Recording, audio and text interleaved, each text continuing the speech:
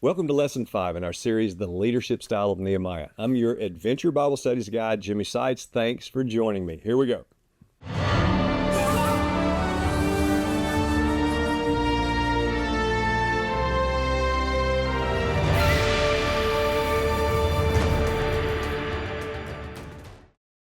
The leadership traits of Nehemiah began to really appear as we started to study chapter 2 in the last couple of sessions, and we began to see some of his traits through his actions. And I want us to start today by going back just a moment, and we're going to make a list of these leadership tips. Moving forward, we'll be parsing out more of these leadership tips, and we're going to keep a running list because by the time we finish this series, I want you to have it, and you can even hang it up on your mirror or take it with you wherever you want to go, or put it on your phone. First of all, Nehemiah had to deal with overcoming deep fear. If you're facing something that causes fear, maybe it's a massive task, maybe it's a massive potential consequence, like you could lose your job, lose your marriage, whatever it is, the first thing you want to do is deal with the overwhelming fear and then press on to face it. Second, you pray. Now that's not just one simple little breath prayer like we talked about. We saw Nehemiah spending days crying and mourning and praying and fasting and seeking the will of God and soaking in it way before it came time for him to pray again in front of the king, and he did it quietly, and it was just that little breath prayer that maybe he whispered to God, even possibly from his own heart. He had his foundation already built. So then he says the breath prayer in the midst of the moment. The next thing to do is to answer, and that's what Nehemiah did. He answered the king. You don't just ghost to avoid giving an answer and try to get back to him later or whatever. You got to make sure you're ready right on the spot with a reply. It's got to be a timely manner. Then you take action. Nehemiah was ready to take action, and he jumped at it. He went at it. If you've got a big task ahead of you, the only way to get it accomplished is to take action. Go for it. So be prepared with specifics. That's the next leadership trait. Be sure to think it out, have a plan, have specifics, not just vague ideas that somehow maybe mesh together. No. Nehemiah was very prepared with specifics. So, up to this point, we see how God worked through King Artaxerxes to accomplish what he desired, and that's the restoration of Jerusalem. Nehemiah was given permission to take a leave of absence from his very important job as the cupbearer for the king. He has letters for safe passage. He has permission to have wood from the king's private stash to be sent to Jerusalem to rebuild it. That's crazy stuff. So we're going to start by getting back into now chapter 2, verse 8. Here we go. The king granted my request, for the gracious hand of my God was on me. I went to the governors of the region west of the Euphrates and gave them the king's letters. The king also had sent officers of the infantry and cavalry with me, and when Sanballat the Horonite and Tobiah the Ammonite official heard that someone had come to pursue the prosperity of the Israelites, they were greatly displeased. So here's another thing we can add to our leadership trait list. Go with God's covering. It says he went with God's covering. Did you notice that? The gracious hand of my God was on me. That's the ancient concept of covering. King David had it, Saul even had it, but he lost it, and that was evident when it was lost. Moses had it, and he had to put on a veil to hide the Shekinah, the glory of God that was so bright. Well, here Nehemiah understands he's going with that same covering that he had read about and heard about from these other ancient great men of God. That's a very special place to operate from as a leader, isn't it? Seek the covering of God. It's a very, very important thing to do. You want God's covering if you want to be successful as a leader. Now here's another one. Enjoy the extras. These are gifts from God that you didn't even ask for. Nehemiah only asked for the letters for safe passage, but he got the extra. He got a military escort. I mean, God sends us extras sometimes, things that we don't even know we need to ask for, that we even realize we would need, but he provides them for us anyway. Enjoy these extras as a child would enjoy a treat from their loving parent. Even my dogs love a treat, and whenever they get one, they're so happy. Hey, be happy with the treats that God gives you. Here's another one. Expect opposition. Have you ever been opposed for what you're doing? Have you ever had death threats? I mean, I get death threats every once in a while. Are they going to stop you? Well, a lot of times they're not serious. It's just people that are running their mouths. But you know what? Sometimes they are. And I've actually had to call the FBI on 2 different occasions. And you got to deal with these with security and all the junk that goes with it. But are you going to stop doing what you're doing just because somebody is going to try to kill you? Well, no, not if you believe in what you're doing. I guarantee you, Nehemiah had death threats. And these guys, they wanted him out of the picture. And we're going to find out later how he responded to that. So you expect opposition because not everybody wants you to succeed. And there are some who will go so far as and try to make it to where you're going to fail. All right, let's keep reading and see what else we can glean from this text. Chapter 2, verse 11. After I arrived in Jerusalem, I had been there 3 days. I got up at night and took a few men with me. I didn't tell anyone what my God had laid on my heart to do for Jerusalem. The only animal I took was the one I was riding. I went out at night through the valley gate toward the Serpent's Well and the Dung Gate, and I inspected the walls of Jerusalem that had been broken down and its gates that had been destroyed by fire. I went on to the Fountain Gate and the King's Pool, but farther down it became too narrow for my animal to go through. So I went up at night by the way of the valley and inspected the wall. Then heading back, I entered through the valley gate and returned. Here's the next leadership trait. Rest and start fresh. Nehemiah spent 3 days resting from his journey. Did you notice that? He wanted to be fresh from a very long trip so that when he started what he was to do there, he would not be tired. Do you know that we're super vulnerable when we're tired? Man, I know I am. I can tell you when I'm at my worst. There's absolutely no doubt when I'm on a big speaking tour and I come in maybe late Sunday night and I have been pouring myself out to people for hours a day, for days on end, and I get home on that Sunday night, I am dead tired. I'm sick of hotel rooms. I'm sick of airplanes. I've shook 10,000 hands. Monday morning, my wife, Amanda, knows to kind of avoid me a little bit. I don't know that that's when I'm at my best. Actually, I know that's when I'm not because I'm so tired and I'm most vulnerable. I'm probably not the most fun person to be around at that point. Now, over the years, I've learned that about myself, and that's an important thing. And I've learned to manage that because of my awareness of it. And so I drink more coffee. Good to go, right? Now, seriously, Monday mornings are when I really need to try to rest, go slower in my get up, not try to immediately jump into work. I need to maybe go for a walk, have a good workout, just have a Sabbath rest that day.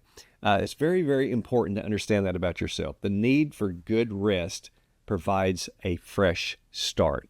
All right? So make sure you do that. Here's the next leadership trait that we found there. Scout the surrounding area. In other words, sneak in and look around. When you begin your project, start taking notes. I mean big time notes, just like Nehemiah did.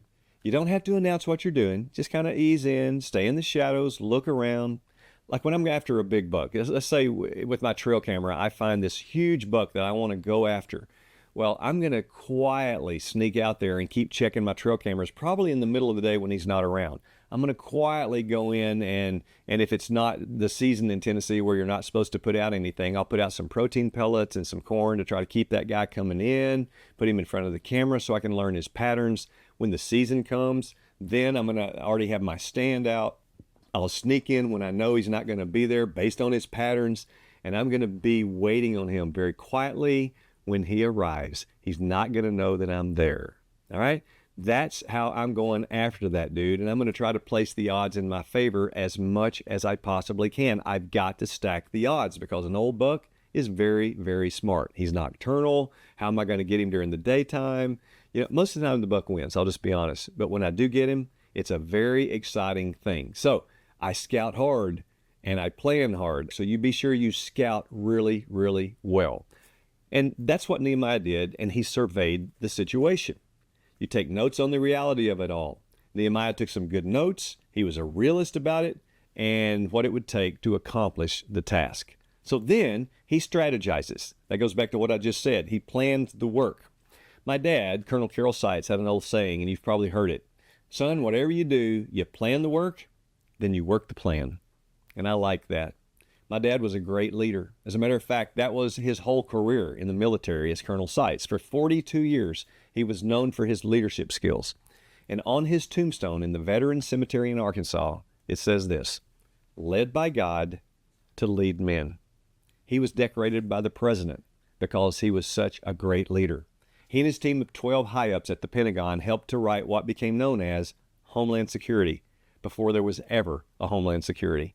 And it was followed until 2018. See, that's a great leader that can do that. That's a man that can work with people, can think ahead, strategize, plan the work the plan.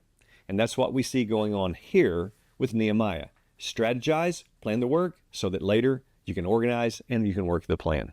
Now, let's move on to chapter 2, verse 16. The officials did not know where I had gone or what I was doing, for I had not yet told the Jews, priests, nobles, officials, or the rest of those who would be doing the work. So I said to them, you see the trouble we're in? Jerusalem lies in ruins, and its gates have been burned. Come, let's rebuild Jerusalem's wall so that we will no longer be a disgrace.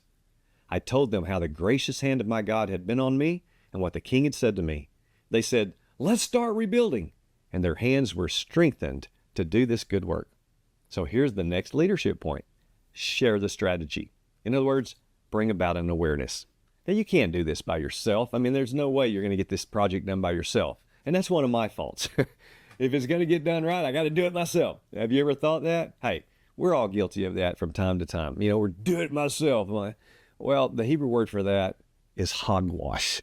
We've got to have a team of people around us that are as good or better than we are. We just need to be good managers as well as jump in there and work with them. We need to motivate the people around us so that they work well and they want to do it. And that's what Nehemiah did. He shared his strategy. He brought about an awareness of the situation and what they were going to do about it. So share your strategy, bring an awareness to the people that you want to incorporate to involve them in the things that you're going to try to do so you can accomplish your task. The next bullet point is this: select your leaders. Delegate. Nehemiah selected leaders. He delegated to them. He let them then be alone to do their work, and he didn't micromanage them. On your projects, you're going to want to select leaders, and you're going to want to learn how to delegate to them because you can't do it yourself. You got to have help, right? And if you think you're going to have to do this whole thing all by yourself, get over that. That's a prideful thing, and all of us deal with that from time to time. We've just got to get past that and understand we've got to build a good, solid team around us. Look at it in this way. We're only going to be as strong as the weakest link around us. So if you find a cancerous link, cut it out. Replace it with a strong and healthy one, all right? So select good leaders and delegate to them and don't micromanage them. Now here's the next one. Seek supporters. Help the leaders build their teams. Now, I'm not saying seek supporters for you. I'm saying seek supporters for them to whom you've delegated. You're helping them build the team around them. Okay, we're down to our last point for today, and it's found in chapter 2, verse 19. When Sanballat the Horonite, Tobiah the Ammonite official, and Geshem the Arab heard about this, they mocked and despised us and said, "What is this you're doing? Are you rebelling against the king?" I gave them this reply: "The God of the heavens is the one who will grant us success. We, his servants, will start building, but you have no share, right, or historic claim in Jerusalem." So our next bullet point is this: shut down the skeptics. That's what we see Nehemiah doing. I love this. Skeptics drive me crazy. Do they you? I mean, these are negative ninnies, and they're saying, you can't do that. And they try to undermine you, and they try to ruin you. You know what? You can talk to them once. You can have a conversation with them, and that's okay, and try to work it out. But when you realize that there's no way on earth that you're going to change their mind, and they're not going to listen, then heed the advice that my dad once gave me. He said, "Son, don't ever get into a puking contest with a buzzard because you will never win." He was a wise man. So I encourage you to be nice and talk to the skeptics the first time. But when you see what they're about, be firm and say this: you have no part in this. Just shut up. Get out of my life. You leave me alone. I'll have no more talks with you. I am done with you. Be firm. Be done with it. Don't waste your time with pessimists. Don't waste your time with skeptics. Anybody that's trying to derail you, just move on. If they change and they want to come back and they're legitimately trying to have a conversation with you, then absolutely, out of love and kindness, have one. But other than that, it's get behind me, Satan. And Satan means adversary, all right? Get behind me, adversary. Now, you may be saying, "Well, Jimmy, I thought you were a Christian preacher and a Christian man. I thought you were a loving man." I am. I'm a Christian. I'm a preacher. I'm a teacher. I'm a loving man. I don't hate skeptics, but I do hate their actions, and I'm not going to mess with them. I've tried many, many times. It's just spinning wheels. You're on a stationary bike not going anywhere. You're wasting all your energy and your time, and you don't make any progress. Nehemiah just shuts them down. He says, you have no right. You have no share in this project. You don't even have a historic claim here. Get lost. Now, you'll see later on that he has to get even more firm with these people. Remember, say it once, then refuse to get into a puking contest with a buzzard. Don't listen to them. Just move on. Okay, so here's the conclusion for this lesson. These are the leadership styles that we see emerging from chapter 2 that brings us then to chapter 3. And chapter 3 continues developing the bullet list of leadership traits of Nehemiah that we can apply in our own lives. I will see you at that lesson. God bless you.